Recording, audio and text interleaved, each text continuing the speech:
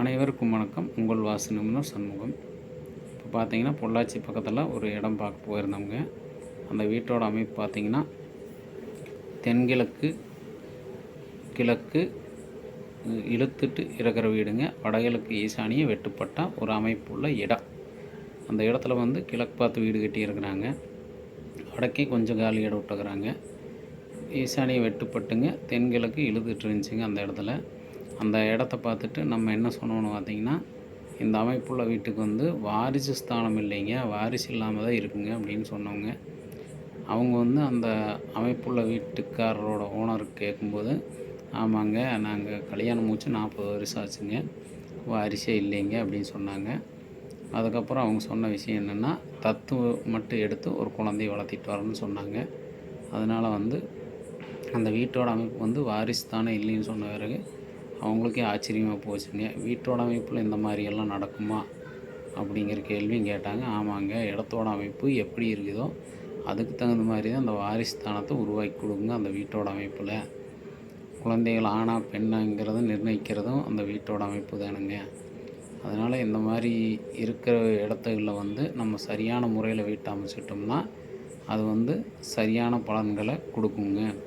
நம்ம தப்பாக அமைக்கும்போது அந்த வீட்டோடைய பலன்கள் வந்து தவறாக தான் இருக்குங்க. அதனால் வந்து எப்போவுமே சரியான முறையில் வீட்டை அமைச்சுங்க. நிறைய வீடு அது மாதிரி அமைச்சு கொடுத்துருக்குங்க. எல்லாம் நல்லா இருக்கிறாங்க. அப்புறம் பார்த்திங்கன்னா ஒரு வீட்டுக்கோட அமைப்பில் வாயு மூலையில் வீடு கட்டியிருந்தாங்க. தென்கிழக்கும் தென்மேற்கும் வடகிழக்கு இந்த மாதிரி இடம் பார்த்திங்கன்னா காலி இடமா இருந்துச்சுங்க. அந்த காலி இடமா இருக்கிற இடத்துல வந்து வீடு எதுவும் கட்டலைங்க. வாயு மூலை மட்டும் அடைச்சி கட்டியிருந்தாங்க. அந்த வீட்டில் வயசானவங்க 2 பேர் மட்டும்தான் இருந்தாங்க. மகனும் ஒரு அம்மா பையன் இருந்தாங்க அவங்களுக்கு. அந்த மகனோட பேரன், அந்த வயசானவங்களுக்கு ஒரு பேரனும் இருந்தாங்க. அந்த அமைப்புள்ள வீடுகளில் வந்து நம்மளை லெட்டின் பாத்ரூம் கட்டுறதுக்கு வேண்டி கூப்பிட்ருந்தாங்க. போய் பார்த்தவங்க, இந்த மாதிரி இருக்க அமைப்பில் வந்து லெட்டின் பாத்ரூம் அமைக்கக்கூடாதுங்க.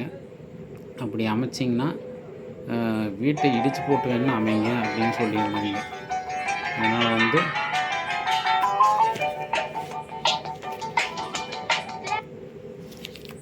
அந்த மாதிரி அமைப்பில் வந்து வீடை இடித்து போட்டு கட்டுறதா இருந்தால் சொல்லுங்கள், கட்டிக்கலாமுங்க அப்படின்னு சொல்லியிருந்தவங்க. அதனால் வந்து நீங்கள் எப்போவுமே அப்புறம் அவர் சொன்ன வச்சு கேட்காம என்ன வேணா இருந்தீங்களா, தென்கிழக்கில் வந்து ஒரு மேஸ்திரி கூட்டிகிட்டு போய் லெட்டின் பாத்ரூம் கட்டிட்டாருங்க.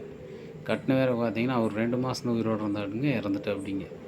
அதனால் வந்து இது மாதிரி தவறுள்ள அமைப்பில் வீடுகளை அமைக்காதீங்க. வாஸ்து நிபுணரை ஒருத்தர் நல்ல ஆளான்னு பாருங்கள். ஒருத்தருக்கு 2 பேர்த்து கூப்பிட்டு பாருங்கள், தப்பில்லை. ஏன்னா வாழ போகிறது நம்ம தான். அதனால் வந்து பார்த்துட்டு அமைச்சுக்குங்க. நன்றி, வணக்கம்.